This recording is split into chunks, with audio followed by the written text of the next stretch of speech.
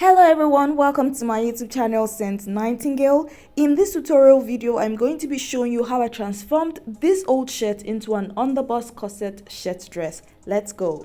So first of what I did was to cut out the sleeves. This portion of the sleeves is not useful for me. I cut the left and I cut the right side of the shirt. So the next thing I did was to define the shoulder measurement, the back measurement. The measurement I'll be using is 14 inches, but because of the sewing allowance for the sleeves, it will be 15 inches. So I went on to trace out the excess that I won't be needing from that portion of the shoulder. So afterwards, I went on to check that the sleeve or armhole measurement was okay for me to work with. I saw that it was 10 inches, which is fine. And then I went further to now trace out how I was going to cut out the sleeves. The excess of the sleeves that I do not need for the shoulder. So because this dress is an underbust corset illusion dress, I will be going on to mark the underbust. The underbust for this person is 12 inches, but I put 12.5 sewing allowance so that by the time I sew, it still stands at the underbust. So I went on to mark 12.5 inches across the fabric. The next thing I did was to mark the shoulder to nipple point, which is 9.5 inches, but for the purpose of this design, I made it 10 inches because of the sewing allowance, right? So I'm going to check my bust area for the original shirt to see what I don't need and what I need. The bust measurement that I'll be using for this design is 36, and this is because the original bust measurement is 34.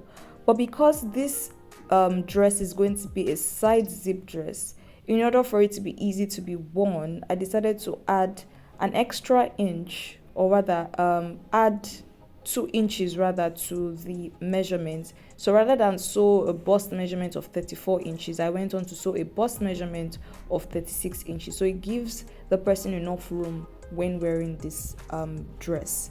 After this, I went on to mark the nipple to nipple point, as you can see in this video, and also define the center point.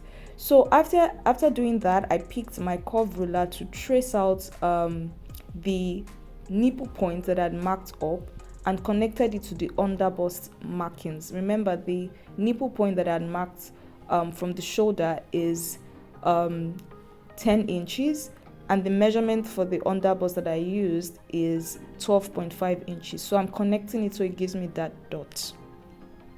After doing this, remember that I had marked the underbust measurement. I will now be adding 1.5 inch to what I had marked. Remember, I had marked 12.5 inches, so I'm going to be adding 1.5 to it so that it can give me that curve. So 12.5 plus 1.5 is 14 inches. Remember that you can localize this measurement to suit the measurement that you're using for your own design. Alright, so I have traced this out. I will now pick up my scissors to cut out what I have marked. So after cutting out what I had marked, I decided to pick up the material that I'll be using for the underbust corset, folded into two, and placed piece A, let me call that piece A, on piece B so that I can get the marking. So after this, I didn't realize that my camera had stopped recording, but nonetheless, not to worry, I will be explaining what I did next. So this is it. This is what I had cut. So after placing the piece A, like I mentioned, on piece B, I decided to mark the center point across. So from piece A to piece B to piece C, I marked the midpoint. Afterwards, I went on to mark the waist measurement. The waist measurement for this person is 15 inches. That's the shoulder to waist measurement. Then I went on to add 1 inch sewing allowance to make it 16. So by the time I join upwards and join downwards, it will still give me the 15 inches. And then I marked it across so that I know what I'm doing from both sides of the fabric. And then the cut that you can see between piece B and piece C is the navel measurement. So shoulder to navel measurement is 18 inches. So that gave me the curve that you can see between piece B and piece C. Yes, that sharp curve that you can see, that's how I arrived at that, and then I traced out. I hope this explanation I've given is as clear as possible. I apologize because I didn't realize that my camera wasn't recording when I was trying to trace out this pattern. So let's move over to the machine to join. So the next thing I did was to mark the area where I'll be passing my boning stick. Remember, I'm doing an underbust corset illusion.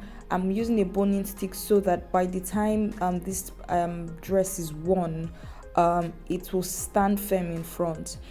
So in securing the boning case, I will be using my short ruler and marker or chalk to mark the spacing between the casing. For the upper part of this fabric, I'm going to be using 3.5 inches, and for the lower part, I'm going to be using 2 inches. So this is it. So I went on to mark the upper part, which is 3.5 inches, and the lower part, which is 2 inches, and then traced. And I'm going to be doing the same thing across it. In the end, at the end of the day, I'll be getting 5 lines across this underbust corset illusion material or pattern.